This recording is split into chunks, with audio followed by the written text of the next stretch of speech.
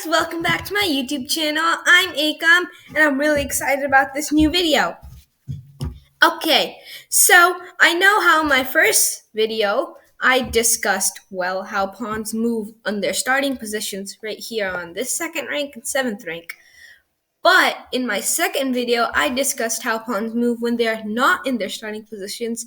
And today, I'm going to be discussing how pawns can capture other pieces. And I know how the board looks completely different. That's because I know it's just easier to see only pawns because we don't even know how to move all these other pieces that are usually here or here. So it's easier to just see pawns, which will make everything easier to learn. Okay, so now in today's lesson, we're going to be discussing how pawns capture other pieces, but today we're going to be starting with a review of my previous video.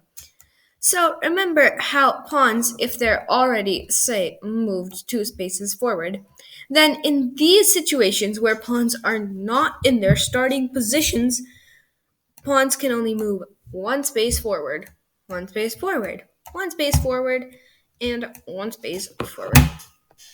But remember how we discussed that pawns, if there's another piece here, this pawn simply cannot move here. That is simply an illegal move. That pawn cannot move there. That pawn simply just cannot move there. Alright, this pawn cannot move there. Not at all. Basically, what happens is pawns cannot share the same square. So let's review. And remember, pawns cannot jump over any pieces. So if there was a situation on this pawn can't jump over this piece. No, that doesn't happen. Remember, pawns cannot jump over other pieces, and they cannot go to a square where there's already another piece.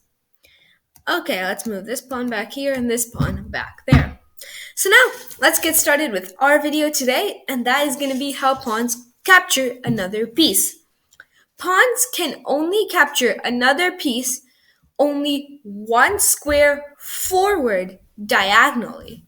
So an example of this would be if you push this pawn forward and this pawn forward, this pawn can capture this pawn because it's exactly 1 square diagonal. So if we move this pawn back here, this pawn over there, this pawn can only move 1 square forward diagonally to capture another piece. But if there's a pawn here instead of a pawn here, this pawn cannot come here because there's no piece there. There has to be a piece there so the pawn can move exactly 1 square forward diagonally. Not 1 square backward, not backward, not even here. Only 1 square diagonal across, and then this pawn can be removed out of the chessboard, which means that pawn cannot be in the game anymore.